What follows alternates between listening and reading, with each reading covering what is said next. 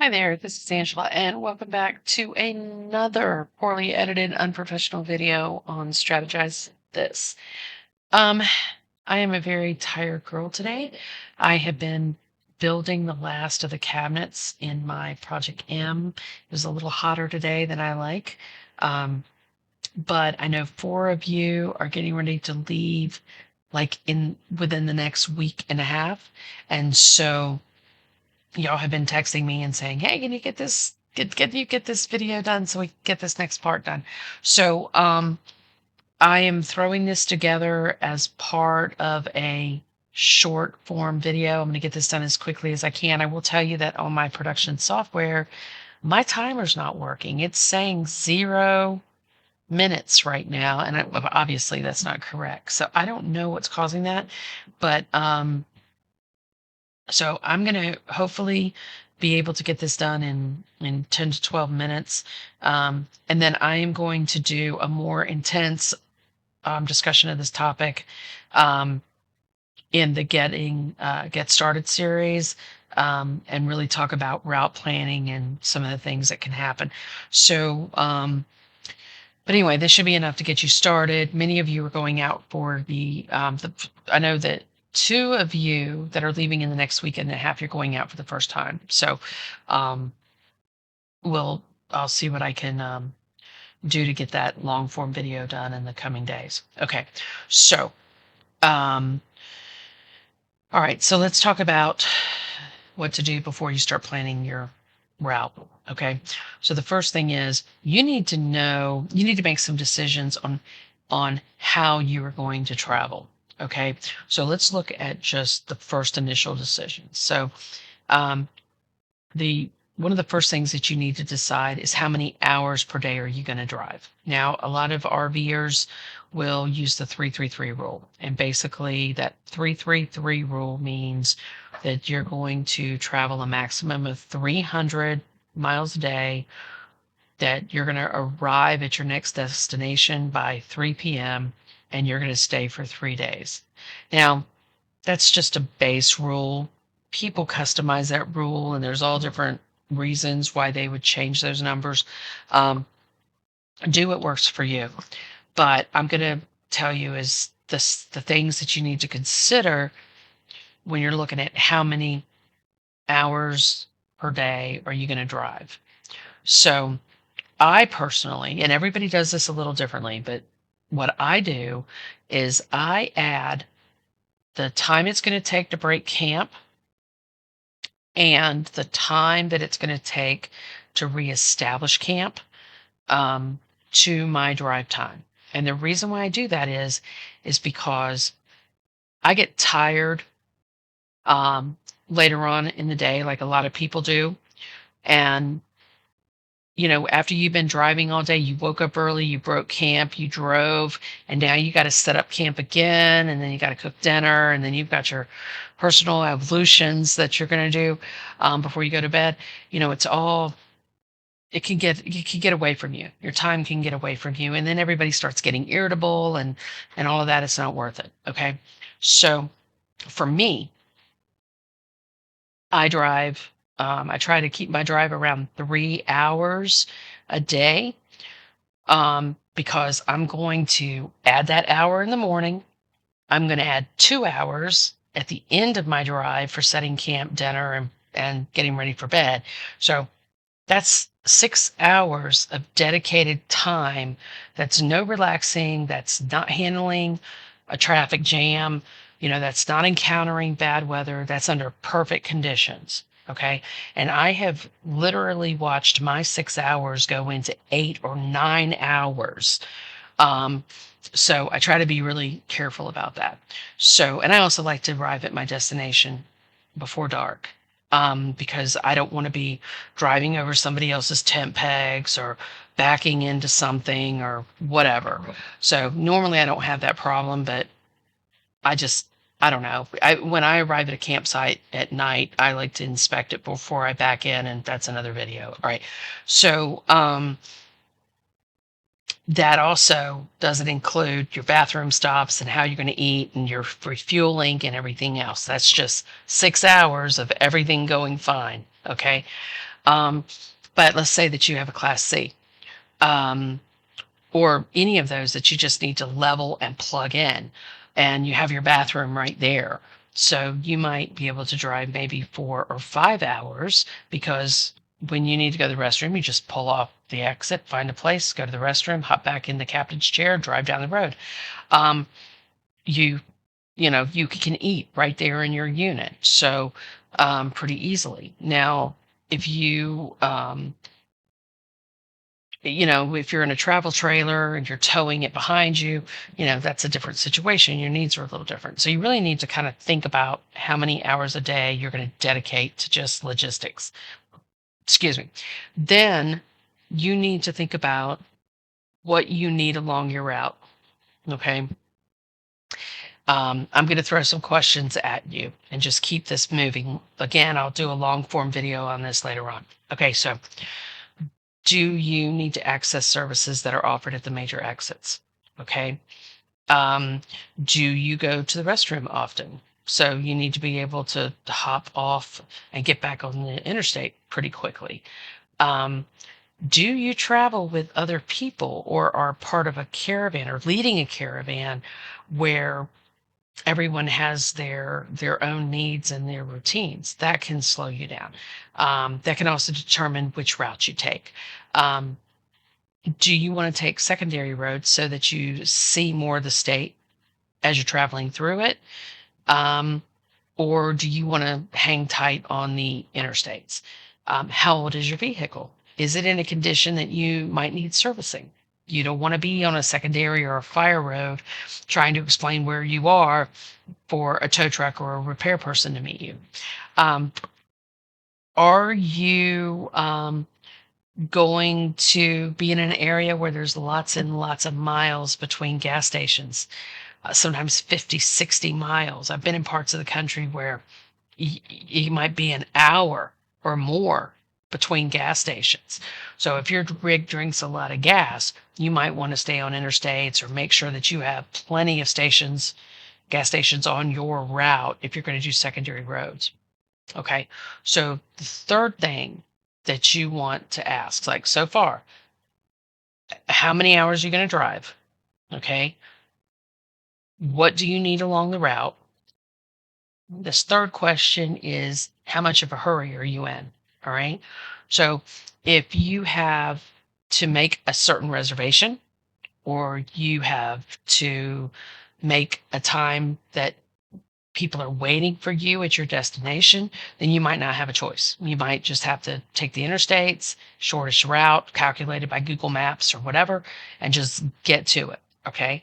Um, you might want to um, consider, even if you are going to take interstates, going around the cities on your route, picking up secondary roads to go around the cities, because you and I might be driving around having fun, but everyone else is living their workaday lives, and rush hours are very real, and it can really throw you way off on your arrival times. Um, and then the third thing to consider about whether or not you're in a hurry is, do you have a limited amount of days that you can stay on the road? Let's say that you're going to take a 2 week vacation or you're going to try to wrap something up in 4 or 5 days. Believe it or not, it usually takes me 10 to 12 days to get to South Dakota. And I know people who go across the entire country in 5 days. So that shows you that I'm really creeping at 3 hours a day on my drive time. But, if I need to be in South Dakota in 3 days, well, that's going to dictate my route. Okay. So the next thing to think about is what your budget is. Okay. So the longer you take to get somewhere, the more expensive the trip is going to be. So this year, for the first time, I'm going to be using Boondockers Welcomed and Harvest Host to see if that helps with controlling cost. Um, as long as you're paying attention to what you're actually spending in the store and you're not buying stuff you don't need. And that if you want some tricks on that, you might want to go back and watch video 3 on the apps that I use and why I use it, because I use Boondockers Welcome and Harvest Host kind of creatively on the advice of a friend of mine, and I explain it in that video. Okay, so if you have a little budget, then that means the interstates are going to be your best friend to maximize your daily mileage and your drive times. So, um, if you're tight on resources, then the cheapest way for you to get somewhere is to drive as many hours a day as you can drive, um, and do it on the interstates as much as you can. Um, if you have a flexible budget, that means that you can take secondary roads, lower your drive time every day. Maybe, you know, instead of having to drive 6, 7 hours because you're tight on funds, you can drop it down to 4 or 5 hours, um, only using the interstate when you have to. And if you have an unlimited budget, um, and that means that you might want to periodically work in an Airbnb or a hotel on your trip. Um, for about every 15 days that I'm on the road, I like to either stay 4 or 5 days in a campground and just stay put, where I can do some laundry, fix anything broken, or catch up on my work, whatever. Um, or I might just get an Airbnb and just get off the road altogether for a change.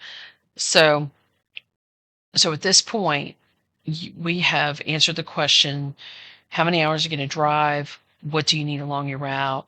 And how much of a hurry are you in? How much of a hurry are you in? And what's your budget? Okay. So then at this point, now we're going to start mapping. All right. So there's a lot of different software, um, a lot of different apps out there that might be better for your purposes, and you'll learn about those, as you gain more experience. Um, but just for a quick and dirty route, um, I use Google Maps or Maps to Go. Now, let me tell you this much. I don't have a problem with the weight of my vehicle, and I don't have a problem with the height of my vehicle. So if you have a Class A that's really, really tall, then you might want to consider researching what other apps you can try out to that will tell you the height of the bridges. Specifically, if you're going like in New England, some of those bridges can really be low. And then if your vehicle is really, really heavy in New England, even in some places of the Midwest, you could easily exceed bridge limits. So, but you can research those apps, as you get more experience. So for a quick and dirty route, just Google Maps or Maps to Go and just get the directions from your starting point to your destination. If you want to take secondary roads, then mark Google Maps, to avoid highways and to avoid tolls. You can check 2 boxes and it will route you on secondary roads. So after you've got your starting point and your ending point, now you can do kind of tick marks, um, on how many hours you're going to drive a day. All right. So I usually say I'm going to drive about 250 miles a day, which is going to be somewhere between 3 and 4 hours. And then I start locating the towns that are around that little point. Okay.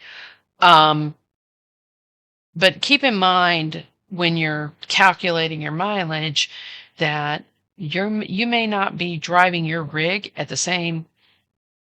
your normal driving speed.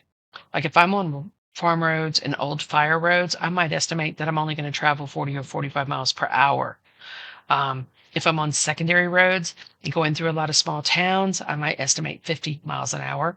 On my upcoming trip to South Dakota, I'm doing the first part of the trip on interstate just to get me out of Virginia and west of Appalachia because I'm running behind. And then after that, I'm going to take secondary roads. So I'm driving, maybe 250, 300 miles a day the first 2 days, and then I'll be slowing way down to like 150, 200 miles a day for an estimated 3 hours as I'm moving out to South Dakota. Okay, so now we have kind of put a pin in it on how much you want to drive. this is when I start looking for places to stay. So if you want to know more about the apps, hit that video in the getting get started or getting started playlist. It's video number 3, I believe. Okay, so um, so when I'm looking for places to stay, I want to start with the cheapest options first. For example, now if I was traveling with kids, if I was traveling with other people, that might not be my approach. But it's just me. I'm going to start with the cheapest options first. So I'm going to look at Boondockers Welcome and Harvest Host. Then, if I can't find a suitable place to stay there, then I'll start looking at HipCamp. If HipCamp, I can't find something, then my third option is recreation.gov. Now, the reason why I go to recreation.gov is this. Sometimes when you get into these little areas on secondary roads where there's just little towns around it, oftentimes there's an aquifer or there's a recreation area that's controlled by the Army Corps of Engineers, and they will develop a campsite at those locations. So that's why if I can't find something in Boondockers Welcome or Harvest Host, then I go to HipCamp. If I can't find a place in HipCamp, then I'll look at recreation.gov. I like the Army Corps of Engineers sites. I've had pretty good luck with them, but some of my friends have told me that they've gotten into some Army Corps of Engineers sites that aren't very good, but I haven't had any problem yet. If I still can't find a place, then I move on to Reserve America, because a lot of times they have some private campgrounds as well as some of the state campgrounds. And then if I can't find anything in that area, then I might go and check out KOA or Love's Truck Stop, keeping in mind that those two options are going to be expensive. Another thing is to keep in mind that even if you have to go with a more expensive option, say an Army Corps of Engineers site or a KOA,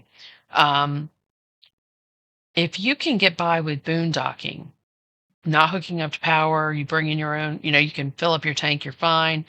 But you don't need to, you could be off grid. You can get some of the sites, even on HipCamp, for like $20. You can also find those sites in some of the parks too. And I've paid as little as $15 for an overnight stay just because I didn't need facilities. It's like, especially if I'm arriving at night, all I'm going to do is throw together a quick sandwich, clean up a little bit, and then I'm going to bed. I don't need um, to, double or triple my cost just to be plugged in. If all I'm going to do is get up the next morning at 6 o'clock in the morning and start driving again. So, as I told you, this is a thrown together video just to get the information out.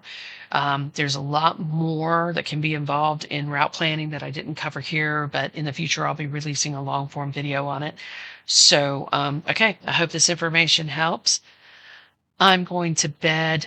Take care of yourself. Have a great time. Talk to you soon.